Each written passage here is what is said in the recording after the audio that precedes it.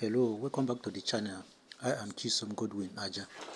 If you ever found pelvic anatomy confusing, don't worry. By the end of this lesson, you will understand what the pelvis is, the bones that form it, important landmarks, joints and ligaments, openings of the pelvis, differences between the male and female pelvis, important clinical correlations, a short quiz to test your understanding.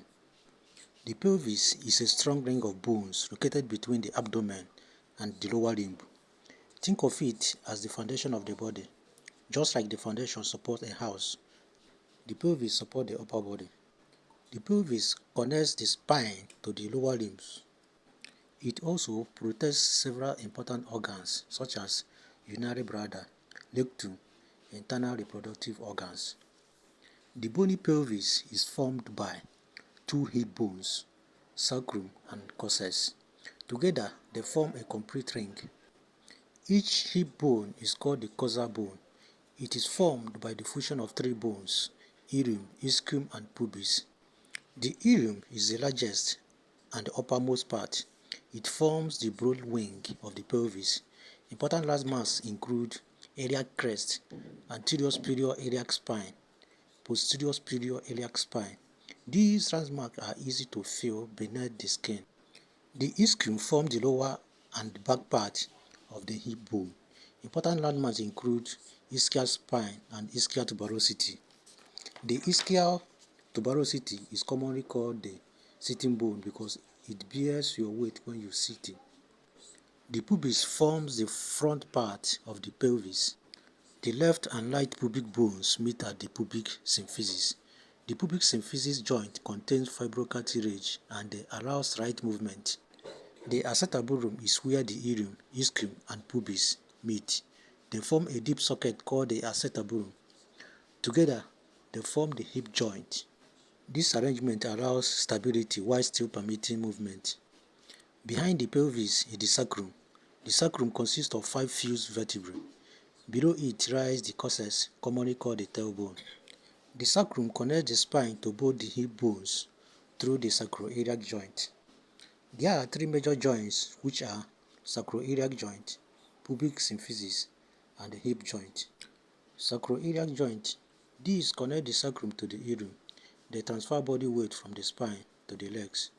Movement is very limited. The pubic symphysis joins the 2 pubic bones. It contains fibrocartilage. During pregnancy, it becomes slightly more flexible. The hip joint is a ball and socket joint.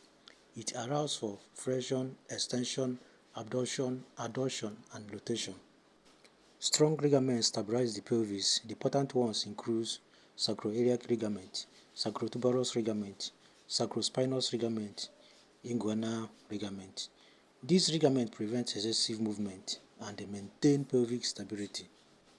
The pelvis has 2 important openings, pelvic inlet and pelvic outlet. The pelvic inlet is the entrance into the true pelvis. It separates the greater pubis from the lesser pubis. The pelvic outlet, this is the lower opening. It allows the passage of structures leaving the pelvis. During delivery, the baby passes through the pelvic outlet.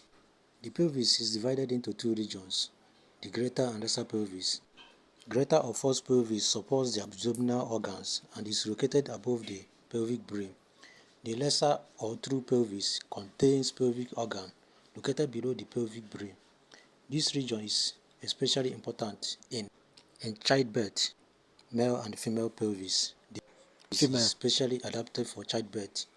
It is wider, shallower, larger pelvic inlet, larger pelvic outlet, wider subpubic angle and less prominent ischial spine. Male pelvis is narrower, deeper, heavier, small inlet, small outlet, narrow pubic arch. These differences help anatomists determine biological sex from skeletal remains. The pelvis performs several important functions. It supports body weight, transfer weight to the lower limbs, protects pelvic organs, provides attachment for muscles, forms the hip joints, supports pregnancy and childbirth. Without the pelvis, standing and walking would be impossible. Now, let's connect anatomy with medicine. Pelvic fracture. Road traffic accidents or fall may fracture the pelvis. This can damage nearby blood vessels and cause severe bleeding. Hip dislocation.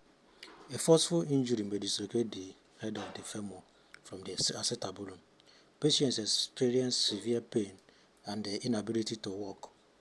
Childbirth. The obstetricians assess the size of the female pelvis during delivery. A narrow pelvis may make delivery difficult. Sacroiliac joint dysfunction. Inflammation of the sacroiliac joint causes lower back and buttock pain. Pain often worsens with prolonged standing. Let's quickly review the pelvis. The pelvis is formed by two hip bones, sacrum and coccyx. Each hip bone consists of ilium, ischium, and pubis. The pelvis supports body weight, protects organs, and connects the trunk to the lower limbs. The female pelvis is wider than the male pelvis because it is adapted for childbirth. Understanding the pelvis anatomy is essential for anatomy students, nurses, doctors, and other healthcare professionals. Quizzes of the day. The number one quiz says, which three bones fuse to form the hip bone? Here are our options. Alright, the answer is B, ilium, ischium, and pubis. Question 2 says, which part of the pelvis is commonly called the sitting bone? Alright, drop your answer in the comment section.